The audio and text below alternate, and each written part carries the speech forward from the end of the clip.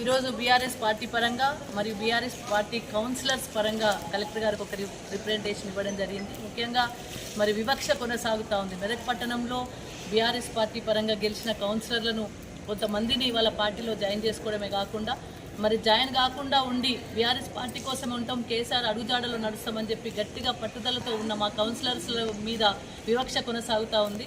వాళ్ళు వార్డులలో గెలిచి వచ్చినారు, ప్రజలతో ఓట్లు వేయించుకొని గెలిచి వచ్చిన నాయకులు, కానీ వాళ్ళ వార్డులలో మాత్రం పని చేయడానికి ఇష్టపడట్లేదు. చైర్మన్ గారు కావచ్చు, ఇక్కడ కమిషనర్ గారు కావచ్చు, ఇక్కడ ఎమ్మెల్యే గారు కావచ్చు, ఈ 8 వార్డులలో పని చేయకూడదని చెప్పేసి కూడా అధికారులను ఆదేశించినట్టుగా తెలుస్తూ ఉన్నది. దానికి మేము పూర్తిగా దాన్ని ఖండిస్తూ ఉన్నాం. టీయూఎఫ్ఐడిస్ కానీ ఇంకా ఎక్కడ సెంట్రల్ గవర్నమెంట్ ఫండ్స్ కానీ స్టేట్ గవర్నమెంట్ ఫండ్స్ కానీ ఏవైనా సరే డెఫినెట్గా 8 వార్డులలో సరిసమానంగా జరగాల్సిందే. మెదక్ పట్టణ ప్రజలందరూ కూడా మరి ఓట్లేసి గెలిపించిన నాయకులే ఉన్నారు కాబట్టి మెదక్ పట్టణ ప్రజలకు న్యాయం జరగాలంటే ఈ 8 వార్డులలో ఎవరైతే మా కౌన్సిలర్స్ ఉన్నారో వాళ్ళ దాంట్లో కూడా అన్ని సక్రమైన పనులు జరగాల్సిందే. లేకపోతే పోరాటానికి మేము సిద్ధం, ప్రజల పక్షాన్ని నిలుస్తాం, మా గొంతు విప్పుతాం.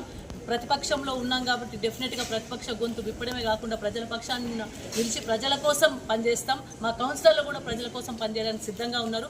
వాళ్ళ కాలనీలో కనీసం చెత్త బండి కూడా పంపించే పరిస్థితి లేరు. వాళ్ళ సొంత డబ్బులతోని నిన్న పడ్డ వర్షానికి నీళ్ళు వస్తే క్లియర్ చేసే పరిస్థితి వస్తూ ఉంది. నేను కమిషనర్ గారిని డిమాండ్ చేస్తూ ఉన్నాను, కమిషనర్ గారు వెంటనే ఆ 8 వార్డులు కూడా తిరగాలి, వాళ్ళకున్న పరిస్థితులను గమనించాలి. ఏ వర్క్స్ వచ్చినా కానీ అందరికి సరిసమానంగా డెఫినెట్గా అన్ని వార్డులలో పని జరిగేటట్టుగా చూడాలి. ఆ విషయాన్ని కలెక్టర్ దృష్టికి తీసుకురావడం జరిగింది. కలెక్టర్ గారు సానుకూలంగా స్పందించారు. ఒకవేళ నిజంగానే రేపు కూడా భవిష్యత్తులో కూడా ఇదే వివక్ష కొనసాగితే మాత్రం ప్రభుత్వం మీద యుద్ధాన్ని ప్రకటిస్తాం, డెఫినెట్గా ఉద్యమం చేస్తాం. మా కౌన్సిలర్లకు కూడా సరైన న్యాయం మేమేమడుగుతున్నాం, వాళ్ళ స్వంత పనులు అడగట్లేదు, మా కౌన్సిలర్లు స్వంత పనులు అడగట్లేదు, వాళ్ళ స్వంత పనులు చేయమని చెప్పట్లేదు, ప్రజల కోసం చేయమని చెప్తా ఉన్నారు. పనిచేయడానికి సిద్ధంగా ఉన్నారు, కమిట్మెంట్తో ఉన్నారు. ఆ పార్టీలకు పోకుండా కేసీఆర్ పార్టీలోనే ఉండి బీఆర్ఎస్ పార్టీలో ఉండి కేసీఆర్ అడుగుజాడలో నడుస్తాం. మేము డెఫినెట్గా రేపు రాబోయే కాలంలో మా కేసీఆర్ను ముఖ్యమంత్రిని చేసుకుంటాం, రేపు ప్రజల పక్షాన్ని నిలబడతాం, ప్రజల కోసం కొట్లాడతాం అని వాళ్ళు అంత గట్టిగా ఉన్నారు కాబట్టి వాళ్ళ మీద వివక్ష కొనసాగుతూ ఉంది. ఎంత వివక్ష కొనసాగించినా మేము మాత్రం డెఫినెట్గా ప్రజల కోసమే పనిచేస్తాం, ప్రజల పని కోసం ఉంటాం. ఇంకోటి మెదక్ టౌన్లో ఎవరైతే పని చేయట్లేదని చెప్పేసి ఎవరైతే వ్యాపారస్తులు కానీ వాళ్ళు కానీ కంప్లైంట్ ఇస్తున్నారో వాళ్ళ వార్డులలో ఇబ్బంది ఉందని వాళ్ళకి ట్యాక్సీ కట్టాలని చెప్పేసి ఇబ్బంది పెడతా ఉన్నారు.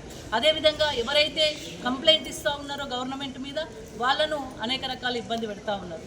కాబట్టి ఇవన్నీ కూడా చెల్లై రేపు రాబోయే కాలంలో మాత్రం తప్పకుండా మరింత ఈ ఉద్యమాన్ని ఉధృతం చేస్తాం. కౌన్సిలర్లకు పని అన్ని రకాల గవర్నమెంట్ నుండి వచ్చే నిధులు రావాల్సిందే, రాకపోతే మాత్రం తప్పకుండా దీనిని పూర్తిగా తీవ్రంగా ఖండిస్తూ కలెక్టర్ రేఖ గారు ఇంకా పై అధికారులకు కూడా దీన్ని కంప్లైంట్ చేస్తామని సందర్భంగా తెలియజేస్తా ఉన్నాం. బీఆర్ఎస్ పార్టీకి చెందినటువంటి 8 మంది కౌన్సిలర్లు వాళ్ళ మీద ఒక వివక్ష చూపిస్తుంది. స్ట్రీట్ లైట్స్ విషయంలో కావచ్చు, డ్రైనేజ్ నిర్మాణంలో కావచ్చు, రోడ్ల నిర్మాణంలో కావచ్చు. మరి రాష్ట్ర కేంద్ర ప్రభుత్వాల నుంచి వచ్చినటువంటి నిధులు టెండర్ అయిపోయి 2 నెలలు అయింది. ఇప్పటి వరకు వర్కులు స్టార్ట్ చేస్తలేరు, ఫౌండేషన్లు వేస్తలేరు. మరి ఈ విధంగా వివక్ష చూపించడం వల్ల మెదక్ పట్టణం అభివృద్ధి నష్టపోయే అవకాశం ఉంది.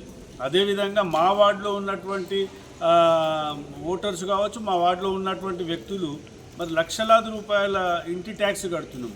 వారికి మౌలిక వసతులు కల్పించాల్సిన నైతిక బాధ్యత మున్సిపాలిటీ.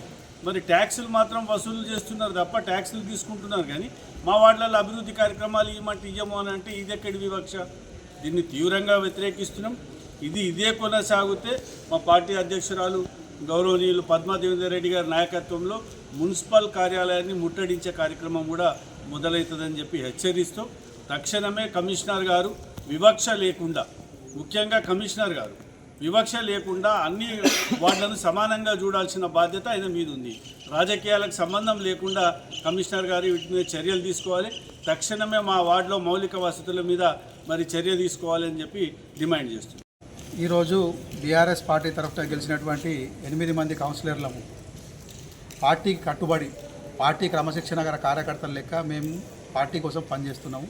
అదేవిధంగా మా వార్డులల్లో ఎలాంటి ఒక చిన్న కార్యక్రమాన్ని కూడా, ఒక అధికారిక కార్యక్రమాలు ఏవి కూడా మాకు చేపడతలేరు. గత 3 ఎలక్షన్ల నుంచి 3 మీటింగ్ల నుంచి మేము కమిషనర్ గారికి, చైర్మన్ గారికి చెప్తున్నాము. మెదక్ మార్కెట్ క్రూషియల్ ఏరియా ఉన్నది, ఒకటే ఒక మార్కెట్. అక్కడ లైట్లు పెట్టమని చెప్తున్నాము. ఒక 3 మీటింగ్ల నుంచి మేము గగ్గోలు పెడుతుంటే కూడా వాళ్ళు అడ్జేస్తలేరు. మీరు ఎంత ప్రయత్నం చేసినా, మీరు ఏం చేసినా కూడా మేము నిఠారుగానే ఉంటాం. మా మెడలు వంచుదామని మీరు అనుకుంటారు కదా, మా మెడల్ కాదు కదా, మీరు ఏం చేయలేరు. కానీ కర్మ సిద్ధాంతం అనేది ఒకటి ఉంటుంది.